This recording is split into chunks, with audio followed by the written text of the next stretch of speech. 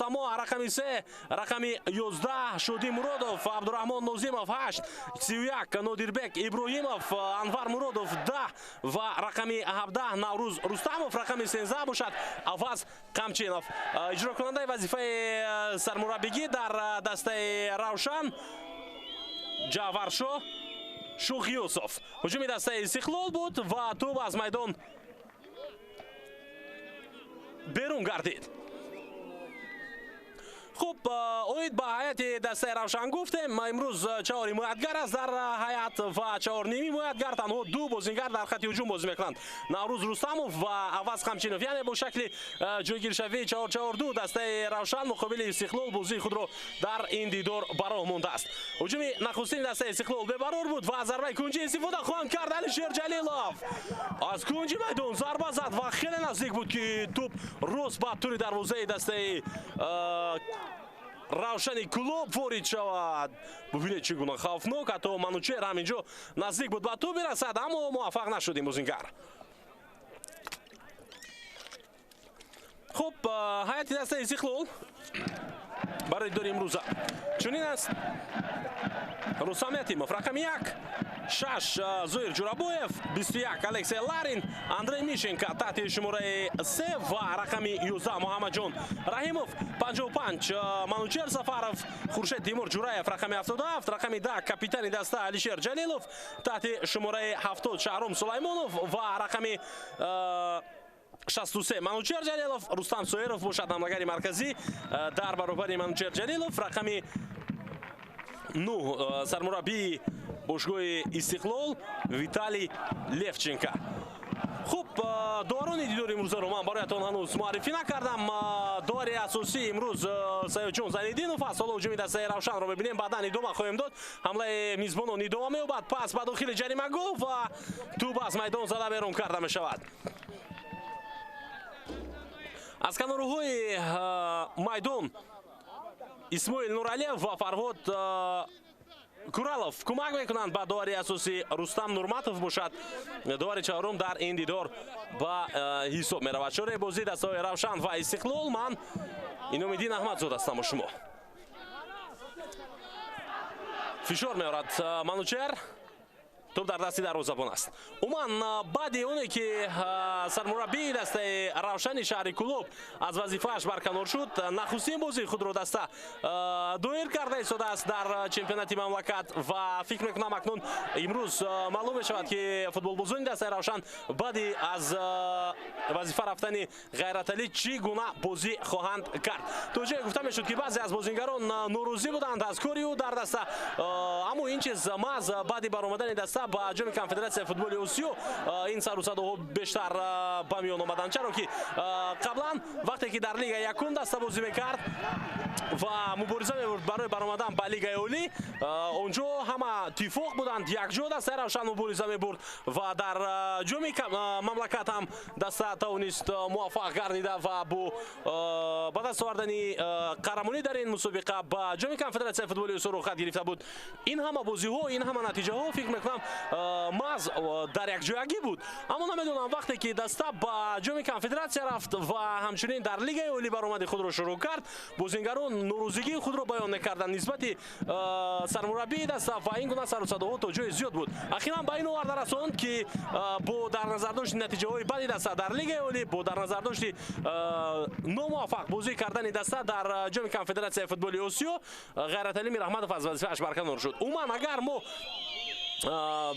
бештар таваҷҷӯҳ кунем ба дастаи Равшан, пас гуфта метавонем ки дастаи Равшан ҳанӯз он дастае набуд ки намояндагӣ кунад мамлакатро дар ҷоми конфедератсияи футболи Осиё, чунки дастае ки навакак аз лига якум ба лигаи олӣ омадааст, дар мусобиқаи қоравӣ бозӣ карданаш онқадар бобарор нахоҳад шуд ва ин чизро ҳама медонистанд.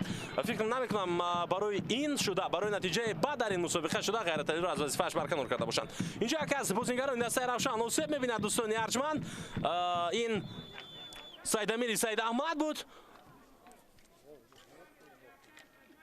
баъди оне ки талош кард тӯбро аз Шаҳром Сулаймонов бигирад, пои ӯ осеб дид.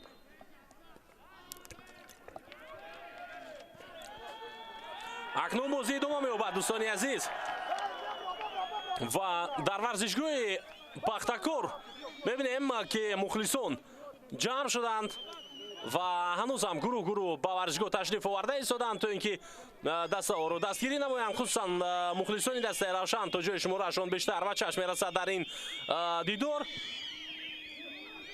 هجوم نوبتی دسته استقلال، منوچهر جلیلов مؤلف گل‌های زیبا در مرحله گروهی لیگ چمپیون‌های آسیا از دسته استقلال.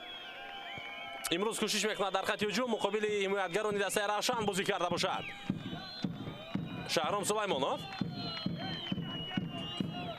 منوچهر سفرов گزارشی او از کناری راست به چشم میرسد. ضربه به سمت مرکز جریمه‌گاه دسته روشن. محمد جان، پس محمد جان رحیمов و علیشهر. استقلال رفتی بازی رو اداره میکند. خورشید تیمور نتوانست برو با سرفون دسته استقلال رسانیده. هجوم دسته روشن رو ببینید دوستان ارجمند. عوض خمچینов از حمایتگر آخرین توپ رو گذراند اما دیگر خودی او نتوانست به توپ برسد. اومن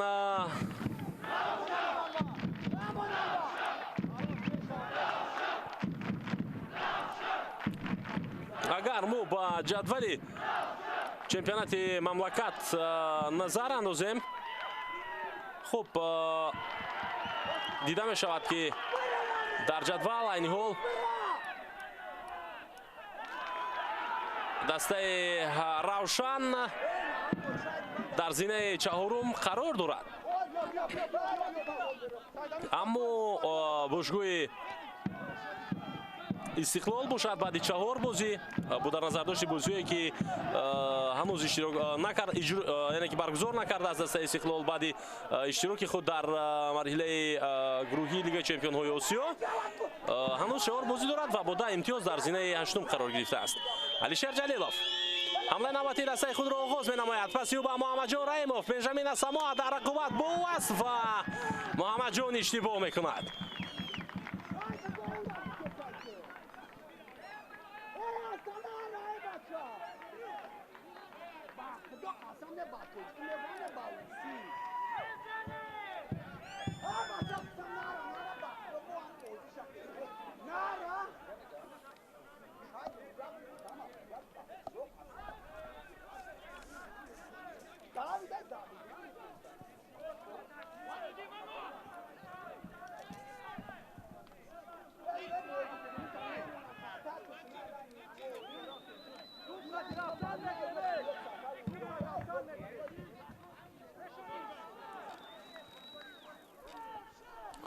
دیروز بازی اول در مرحله گروهی در دور 11 در مرحله دوم لیگ عالی مملکت برگزار شدند و ما از نتیجه هایش خوب آگاه هستیم که چگونه بازی ها به انجام رسیدند.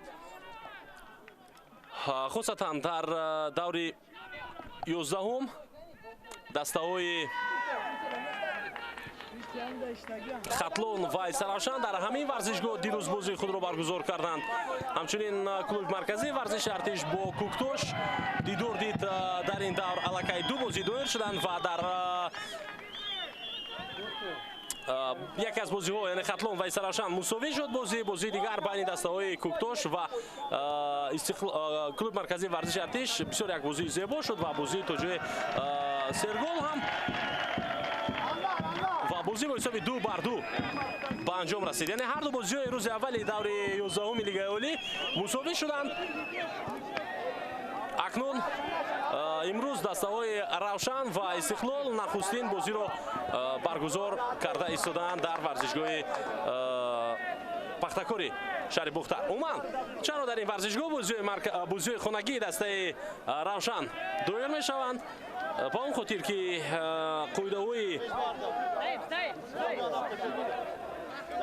معین شده رو مخلصان دسته روشن ویران کردند زمانی که بازی دسته روشن کلوب در ورزشگاه خانگی خود یعنی در شهر کلوب دایر می‌گردید.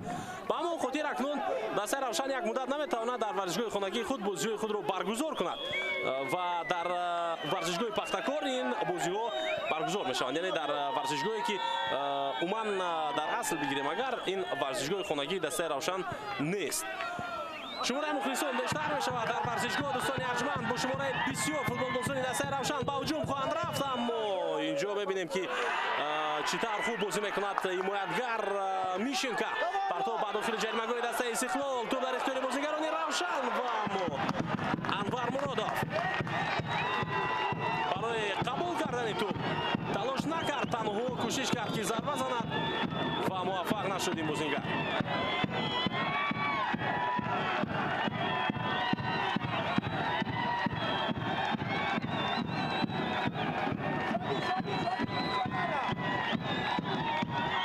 دستگیری مخلصان دسته روشن بیشتر می شود.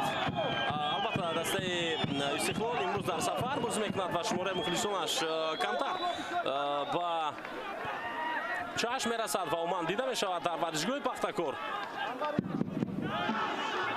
اما اونهایی که نزدیک بودند و ورزشگاه فکر میکنند تلاش میکنند تا با ورزشگاه بیان و اینجا میشنویم چطور دستگیر دارند دسته روشن رو.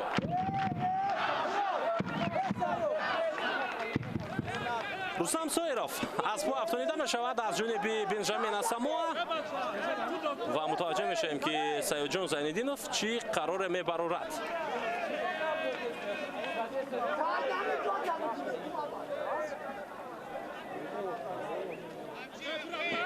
بابت رستم خوب است و او میتواند به بازی ادامه داده.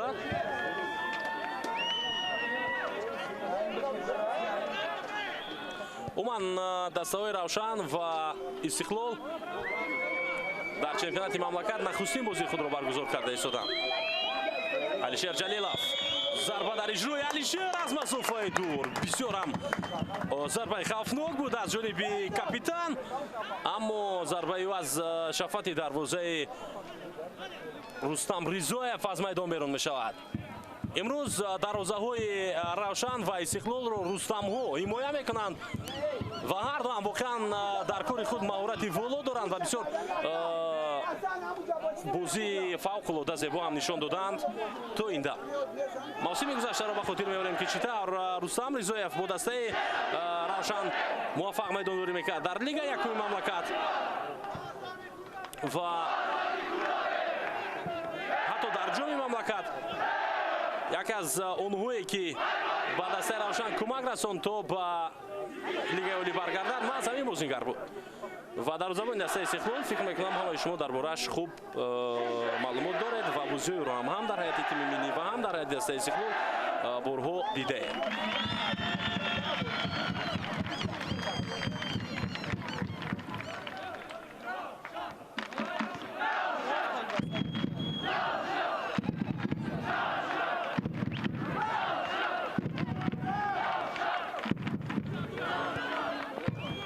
امکانیت برای بازیگران استقلال بود ولی محمد جان رحیموف نتوانست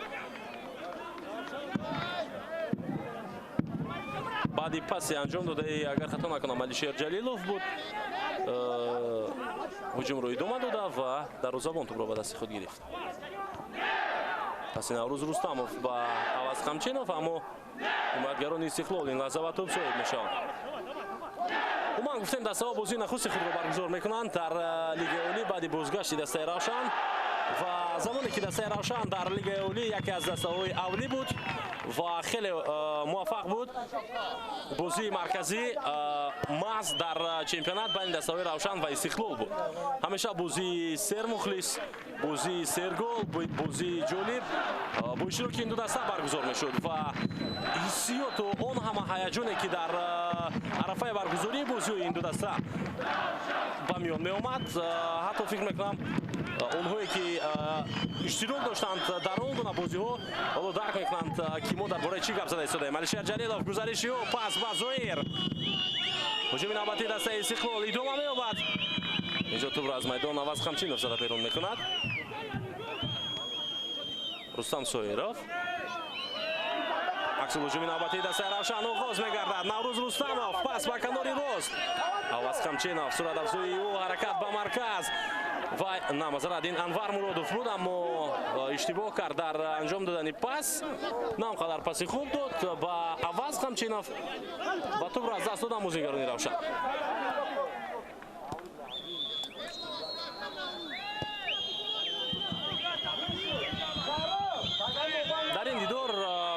нусхаҳо албатта дифоъгарони дастаи Истиқлол дар қисми истироҳат ҳастанд.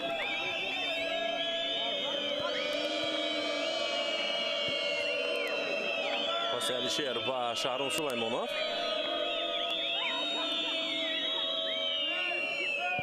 Хуршед Тимур Ҷураев, Зоир Ҷурабоев, Муҳаммадҷон Раимов, ҳаракатҳои фиребою партов ба дохили ҷаримагоҳ. Имконияти бозингарони Истиқлол аст. Зоир,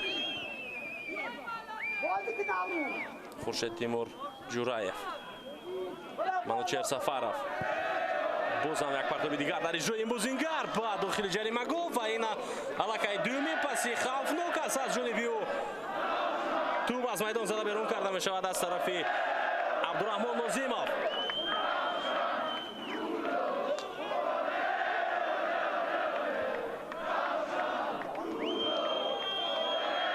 Зоир Ҷурабоев ҳаракат мекунад ки тӯбро ба ҷаримагоҳ расонад. Муҳаммадҷон Раҳимов, партоби ӯ ба дохили ҷаримагоҳ. Манучер Сафаров кӯшиш кард, аммо аз мавқеи дур барои Манучер задани зарба кори осон набуд. боз дар лаҳзае ки ҳимоятгари дастаи Равшан ба ӯ халал мерасонд.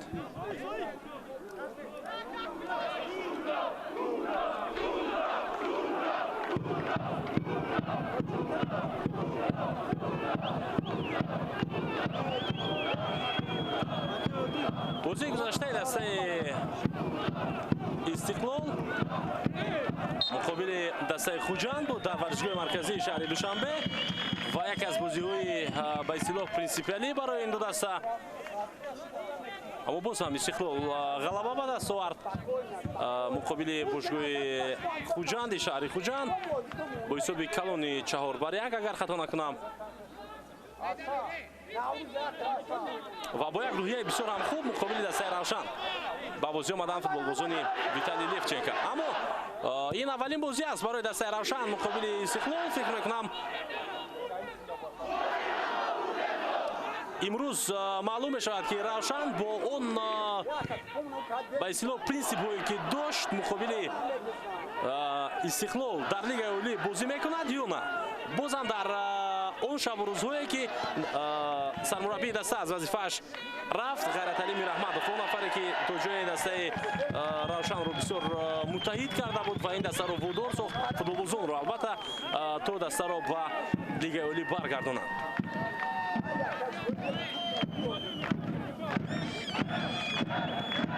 ҳамлаи дастаи Истиқлол аз маркази майдон шурӯъ мешавад.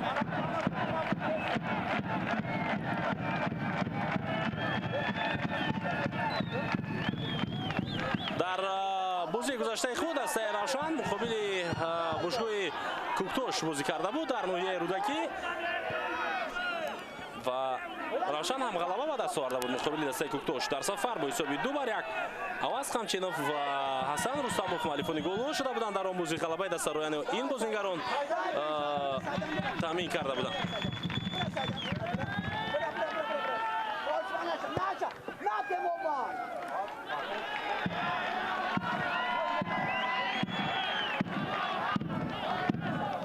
баъди гузаштани чанд дақиқе аз оғози рақобат дастаи Равшан акнун ба идора кардани бозӣ мегузарад ва қоидаи бозиро инҷо вайрон мекунад Шаҳром Сулаймонов. мутаваҷҷеҳ мешавем на ин Хуршед Тимур Ҷураев буд ки қоидаи бозиро вайрон кард. вазъияти стандартӣ дар ихтиёри бозингарони Равшан. албатта муқобили ҳимоятгарони Истиқлол бозӣ кардан осон нест, вале ба ҳар ҳол кӯшиши худро мекунанд мизбонон. капитани даста Ҳасан Рустамов натавонист дуруст пас иҷро карда ва тӯб аз майдон берун шуд. Бенҷамин Асамоа тӯб дар дасти дарвозабон. аллакай 20 дақиқа аз оғози бозӣ гузашт ва то ин дам албатта дастаи Равшан мо аз оғози бозӣ ҳам медонистем ки ҳамчун дастаи дуюм бозиро шурӯъ мекунад ва بیشتر در خط دفاع می نشیند. شکل جایگیری دسته برای ما این چیز رو میگفت. 4-4 بود. اما استقلال هم تا حال نمیتواند یگان امکانیت گلزنی و یگان لحظه خوفناک رو در پیش دروازه دسته روشن به میان بیارد. منوچهر سفرов هجومی دسته استقلال قطع میگردد.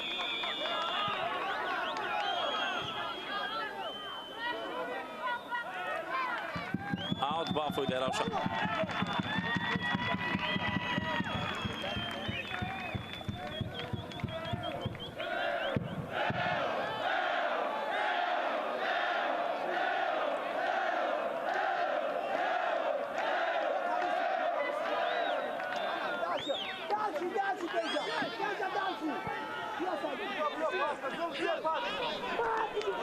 Okay, Paris.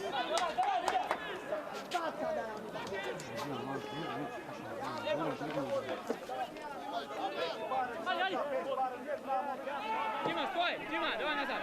Давай, чуть ниже.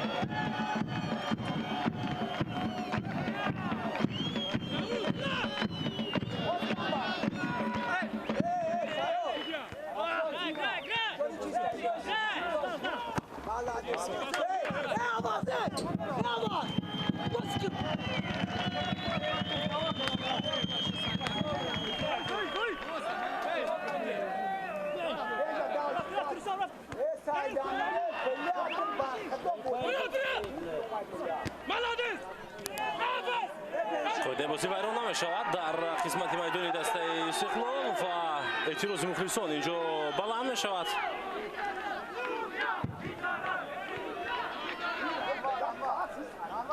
شهرام سلیمانов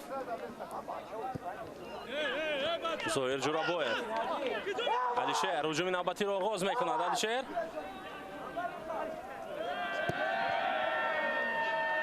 اما با جز از عوض قمچینوف دیگر همه بازیگران این دسته روشن در خط حمایه هستند. در این گونه حالت مشکل می شود برای دسته استقلال با هجوم رفتن. قاعده بازی ویران کرده شد با هجوم نوبتی دسته روشن آغاز می‌گردد. عوض قمچینوف رقابتی و مقابل لارین و تو از جانبی الکسی لارین از میدان زده بیرون کرده شد. هجوم روشن دوم می‌یابد بعد از اینکه توپ از زل به بازی درآورده شد.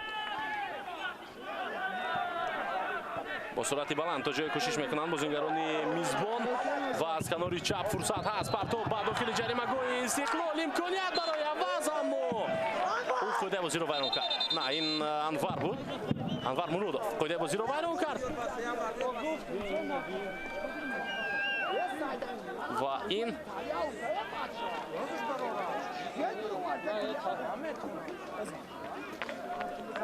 اولین حالت جدی نزدیک شدن به دروازه دسته استقلال. تنفس برای دسته ها داده می شود و میبینیم که ویتالی لیفچنکا چی توصیه ها میدهد به شاگردانش در حالی که اونها بازی رو از روی نقشه ها دایر نکرده ایستادن.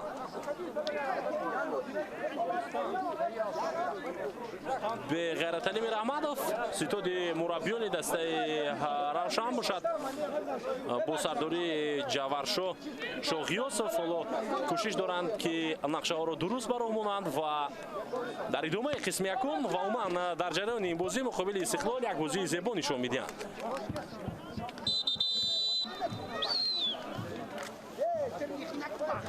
تکرارا میبینیم پرتوبی رو که با جریمه گل بود و انور مرودوف به توپ رسید.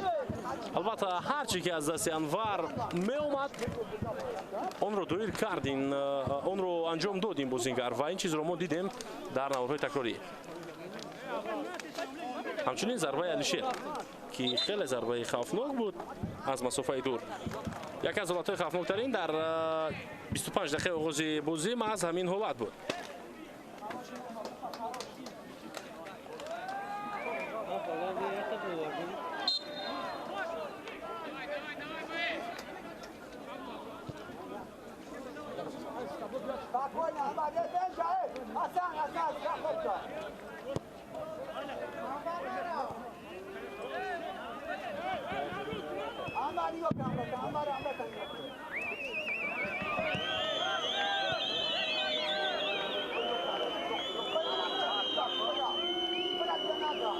Sharon Sulaymonov.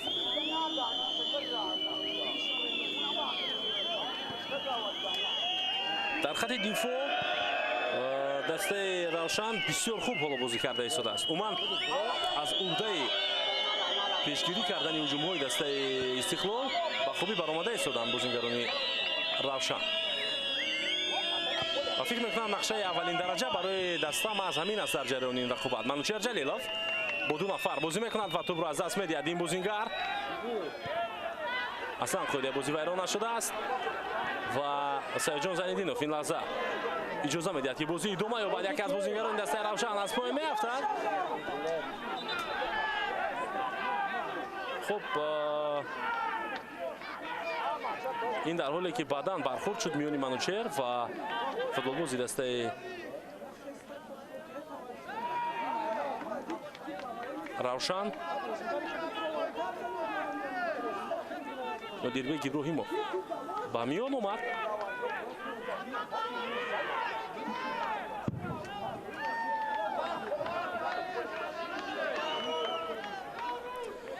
аниҳол агар бо ҳисоби миёна бигӯем дар варзишгоҳи марказии шаҳри бухтар шояд ки бештар аз 5000 нафар тамошобин қарор дошта бошад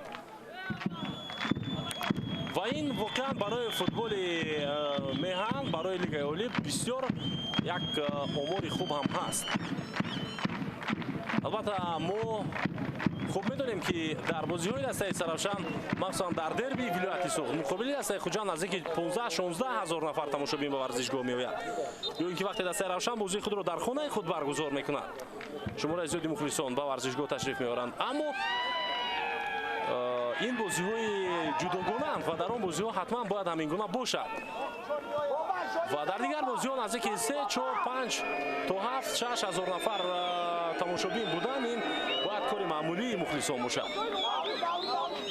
ва аз онҳое ки аниҳол дар паси экранҳо моро тамошо карда истоданд даъват ба амал меорем ҳар ки имконият дорад дар бозиҳои баъдии дастаҳои худ ба варзишгоҳҳо ташриф баранд ва бозиҳоро тамошо кунанд, дастаҳоро аз наздик мухлисӣ намоянд то футбол бозам зеботар шавад. ҳолати ғайрибозӣ яъне офсайд ба қайд гирифта мешавад. инҷо алишер ҷалилов дар ҳолати офсайд қарор дошт. баъди паси муҳаммадҷон раҳимов кӯмакдувар ишора кард. қоидаи бозиро вайрон мекунад манучер.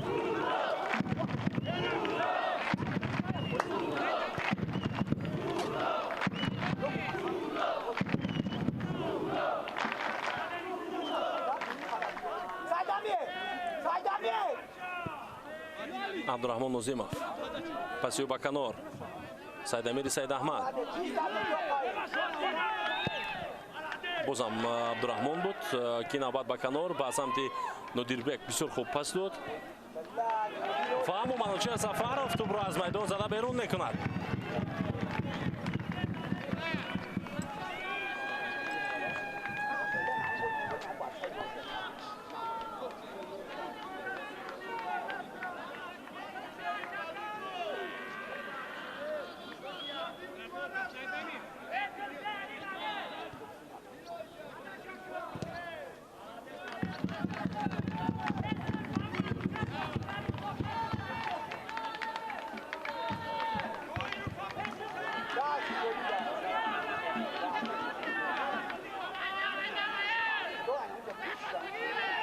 рақобат дар қисмати майдони истиқлол идома меёбад.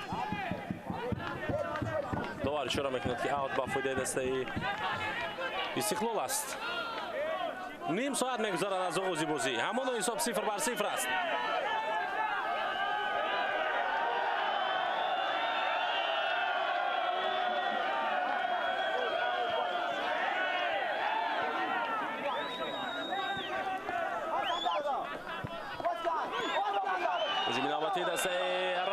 анвар муродов аз канори рост, аммо инҷо зоир бисёр хуб бозӣ кард. зоир ҷурабоев ва иҷоза надод ки паси анвар муродов ба аваз қамчинов рафта расад. тубрабоӣ дар қисмати майдони равшан қоидаи бозӣ вайрон карда мешавад.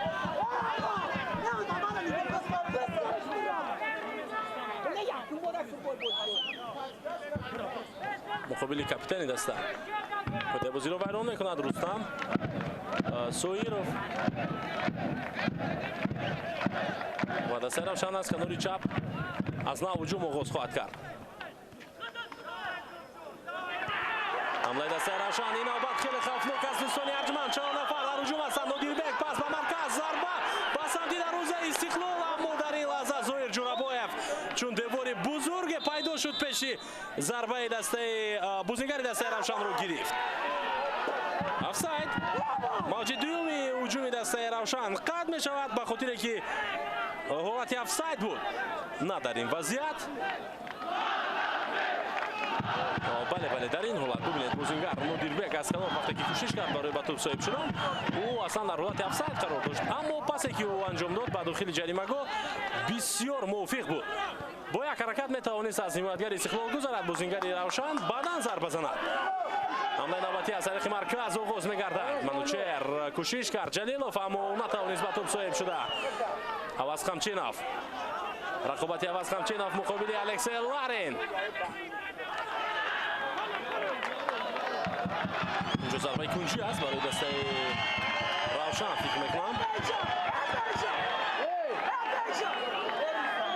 на аз ин ҳиссиёте ки бузингари равшан дошт мо фаҳмидем ки зарбаи кунҷӣ нест ва бояд ки дарвозабон Рустам Якимов тӯбро ба бозӣ ворид кунад.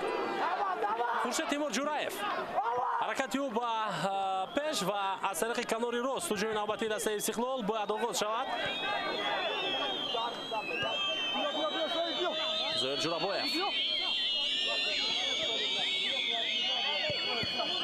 наметавонад. Зоир Ҷурабоев ба самти Алишер Ҷалилов пас дода ва ҳуҷуми навбатии дастаи равшанро мебинем. бозам 4 бозингар, бозам бо суръати баланд ҳамла идома меёбад. Шодӣ Муродов дар ҷаримагоҳ аллакай ба ҷаримагоҳ наздик мешавад. амихтараш аммо ӯ чӣ кор мекунад? шояд ин аз ҳисоби камтаҷрибагии бозингар аст ки наметавонад дақиқ ва дуруст пас дода бошад. Бенҷамин Асамон аз пой меафтад, аммо қоидаи бозӣ вайрон нашудааст. ва ишораи ҳимоятгари дастаи равшанро мебинем ба кӯмакдовар падвари чаҳорум ки шумо дидед ин чизро, ин ҳолати қоидавайронкуниро. Муҳаммадҷон Раҳимов, бозингарони Истиқлол тӯбро аз нав аз даст медиҳанд ва қоидаи бозиро ки вайрон мекунад инҷо? бозингари равшан. бале, Аваз Қамчинов хавфнок бозӣ кард бар муқобили Алексей Ларин буд, агар хато накунам.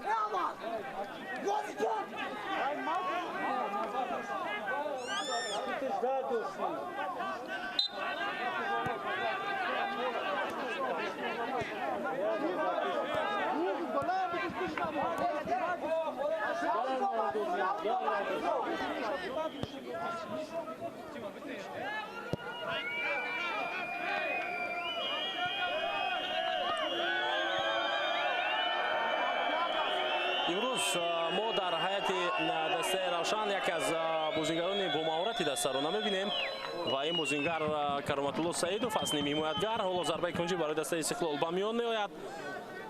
хуб, 2 ҳафта пеш буд вақте ки тамринҳои ҷавонони то 23 солаи тими миллии мамлакат доир шуданд дар шаҳри Душанбе. аз ҳайати дастаи равшан 2 бозингар маз Аваз Қамчинов он нафаре ки дар канои мо шумо қарор дорад ва Кароматулло Саидов, яъне миёни бозингарон ӯ бо исми Килло ҳамчунин машҳур аст ва аксарият ӯро бо ин ном мешиносанд. даъват шуда буданд. ҳоло ҳуҷуми навбатии дастаи равшанро мебинем. бо суръати баланд ҳуҷум идома хоҳад ёфт. Анвар бо тӯб қарор дорад. Анвар Муродов ба танҳоӣ ҳаракат карда истодааст ки ҳуҷуми дастаашро идома диҳад. Алишер то охир муқобили ӯ мубориза мебарад. пас ба дохили ҷаримагоҳ ва тӯб дар дасти Рустам Ятимов. ва имрӯз Кароматулло Абдулло Саидов дар ҳайати дастан нест. Албатта ин бозингар вақте ки коргардон ба мо мухлисонро нишон медод, мо дар нишастгоҳҳои варзишгоҳ дидем ки якҷо бо мухлисон дар варзишгоҳ қарор дорад ва дастаи равшанро аз канор дастгирӣ мекунад имрӯз. албатта ягон хабари расмӣ дар бораи осеби ин бозингар ё ин ки гузариши ӯ ба кадом як дастаи дигар ҷое нашр нашудааст ва гуфта нашудааст, аммо футболбоз имрӯз дар ҳайати дастаи равшан қарор надорад. ҳуҷуми навбати дастаи равшан аз канори чап идома меёбад. Нодирбек то охир мубориза мебарад ва қоидаи бозӣ вайрон мешавад ё на? На, инҷо зарбаи кунҷӣ довар таъин мекунад. Андрей Мишенко эътироз мекунад ба Саидҷон Зайниддинов ба хотири оне ки зарбаи кунҷӣ таъин карда шуд.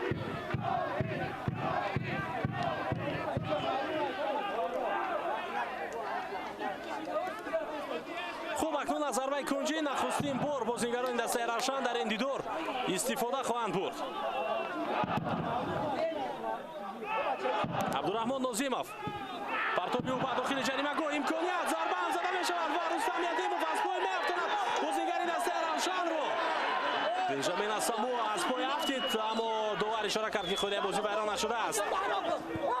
Шаҳром Сулаймонов натавонист дуруст пас дода ба маркази майдон ва инҷо бозингари дигари дастаи равшан аз пой меафтад.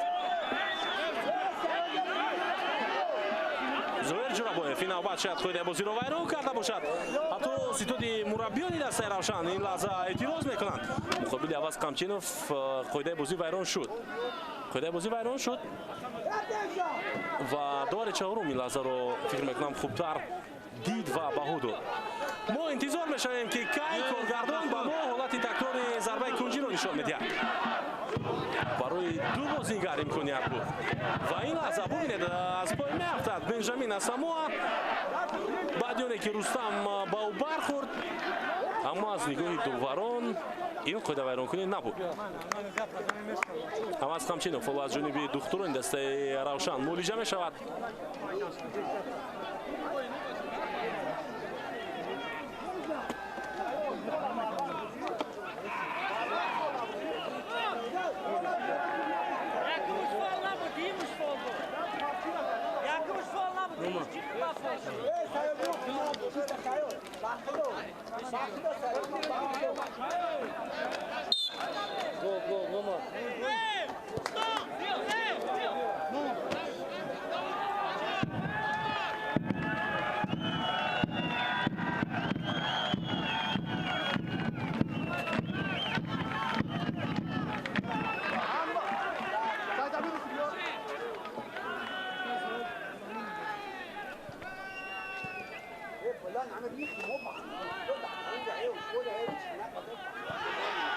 ҳуҷуми навбати дастаи равшани Кулобро мебинем.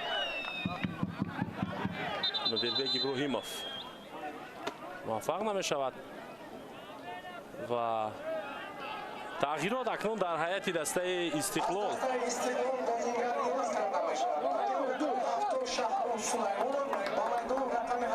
Шаҳром Сулаймонов аз майдон гирифта мешавад, рақами 70 ва рақами 17 ба бозӣ меояд аз ҳайати эҳтиётӣ номар Йота. ин бозингар дар бозии гузаштаи дастаи Истиқлол муқобили Хуҷанд гол зад ва нахустин голи ӯ дар Лигаи Олӣ буд дар ҳайати дастаи Истиқлол. Паси навбатӣ ба дохили ҷаримагоҳ.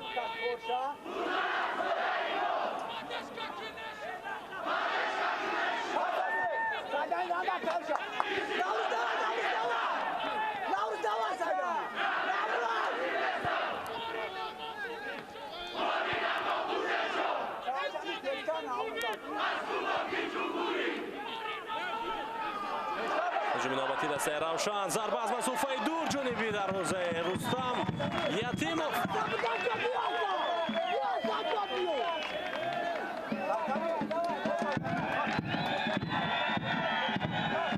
акнун бозингарони дастаи равшан ба худ иҷоза медиҳанд ки аз масофаи дур ҷониби дарвозаи Истиқлол зарба зананд ва ҳатман ин роҳро ҳам бояд санҷид.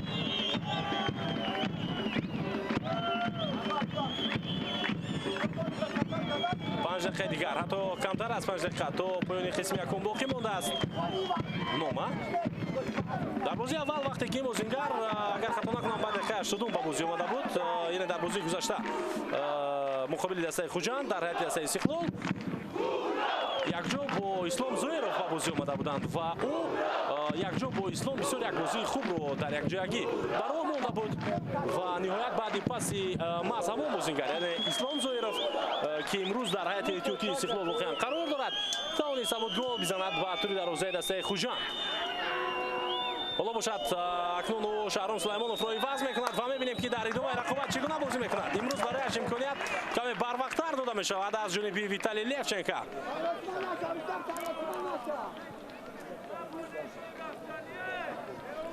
رستم ریزویف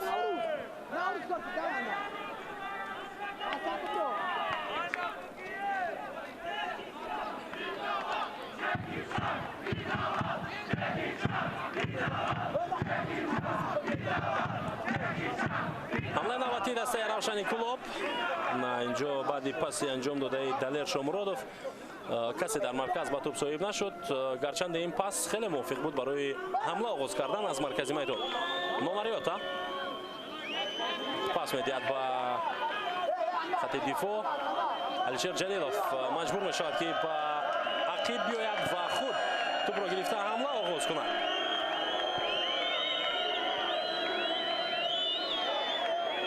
منوچهر سفارов پاسی ریوتا با منوچهر جلیلوف بود، اما مقابلی او خود بازی ویران کرده می شود.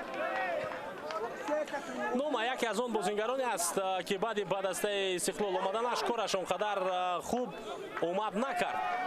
این بازیگر اوسه برداشت، حالت فیزیکی خود را نتوانست درست برقرار کند و برایش کمی وقت بیشتر لازم اومد تا اینکه مطابق شود با بازی در دسته استقلال و نهایت اکنون در لیگ عالی ما این بازیگر را می‌بینیم در حیاط استقلال که همچون یک بازیگر اساسی در میدان هنرنمایی کرده ایستاده است. محمد جان رحیموف زویر پاس جورابویف با محمد جان امکانیت است پرتوی محمد جان رحیموف و داخل جریمه گل و نوماریوتا امودگی میدید برای اجرای ضربه اما موفق نشد.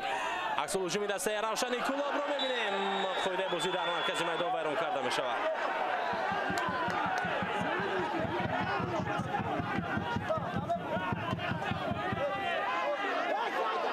تکرارا میبینیم که خود بازی رو کی ویران کرد اینجا. نوماریوتا بر مقابل سید امیر سعید احمد خود دستی تیزی نمود و اکنون بازیگران روشن از طریق کنار راست نوبت هجوم آغاز خواهند کرد. سید امیر سعید احمد توپ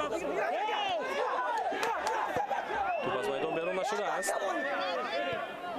شادی مرادov هم خود بازی رو ویران نکرده است.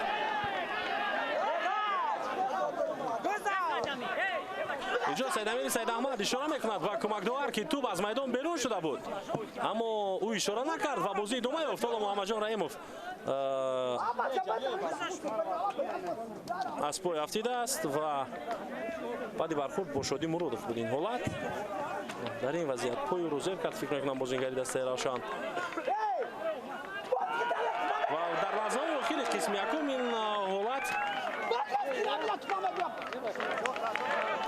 بهونه خوبی می شود برای یک نفس روز کردن. اینجا ما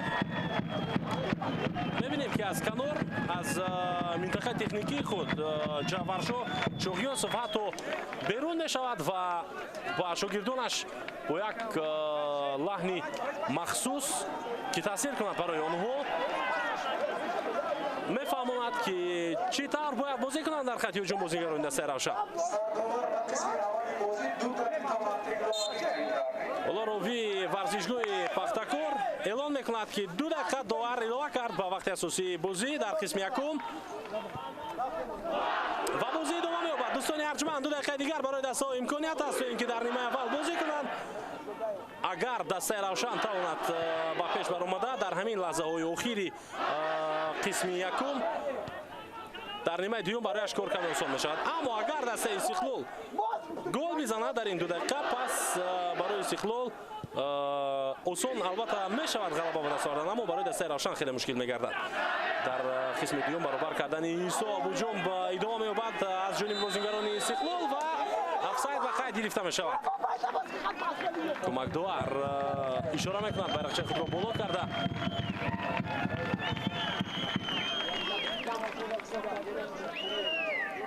Рустам Соиров дар ҳолати офсайд буд, вале ӯ ба тӯб нарасид. Гарчанде ҳаракати омад сабаб шуд ки ҳуҷуми дастаи Истиқлол идома ёбад. Ва фикр мекунам ҳамин чизро довар ба инобат гирифт ва офсайдро таъин кард. Далер Шомуродов. Тӯб дар ихтиёри бозингарони Равшан. Имконият ҳаст барои созмон додани як ҳуҷум. Шодӣ Муродов. Бенҷамин Асамоа. Саидамири Саидаҳмад. Зарбаи ӯ ҷониби ҷаримагоҳи дастаи Истиқлол.